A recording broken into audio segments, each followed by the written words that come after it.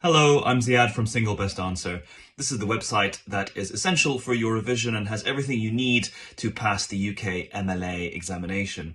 Now, one of the great things about this website is that you can customize your revision in many ways, and one such example is the type of question that you want to do. So, for example, if we look at the filters that are available to you on the platform, you can choose the question type, which includes diagnosis, so questions asking you what the diagnosis is, questions on investigation, so what would be the best test for the certain clinical scenario, questions on management, what is the treatment of choice for whatever scenario is in the question, and the last bit is about pathology. And I know a lot of students find pathology questions quite challenging.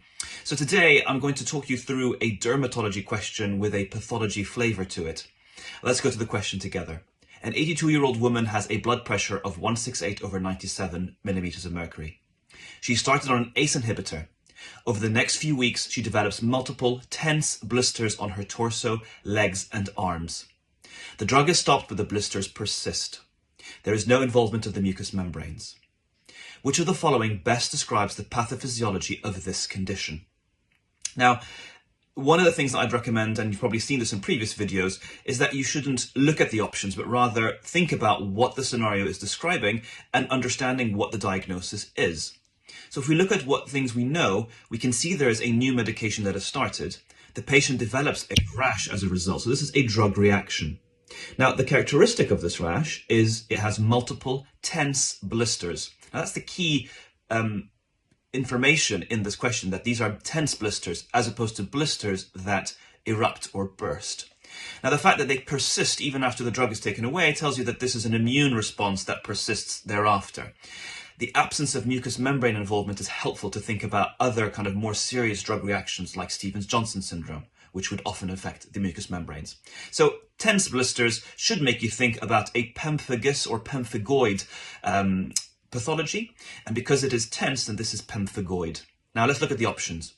A, antibodies against dermatological components. B, herpes simplex infection of underlying dermatitis. C, histamine-mediated type 1 hypersensitivity.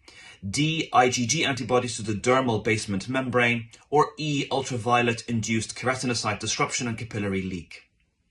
Now, this is quite a tough question, and we understood just now that this is a question on bullous pemphigoid. This is a condition in which you have an immune response to the deep structures of the dermis, and that is why you end up with a tense blister. Of the options available, D is the right answer. So let's click on it and let's have a look. And yes, that's correct. So the way I remember the difference between pemphigus and pemphigoid is remembering pemphigus ending with an S results in superficial blisters, ones that break up. Pemphigoid, the last letter is D, that's a deep problem, so it results in tense blisters.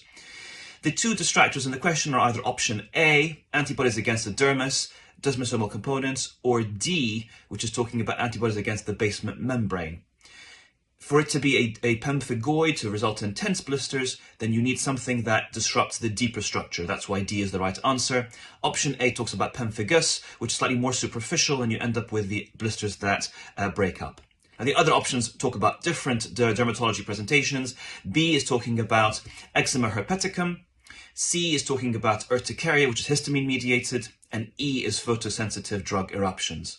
Quite a challenging one, but if you've done this on the platform, then when you see it in the exam, you'll be ready for it.